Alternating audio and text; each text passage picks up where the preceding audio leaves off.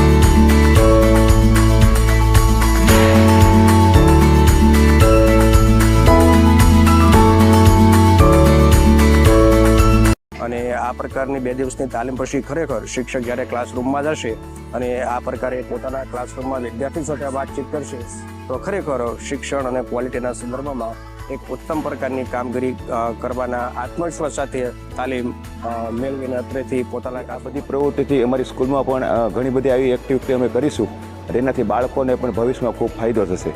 Thank you AIF, thank you Deepak Pathak sir, thank you Bharatbhai Desai.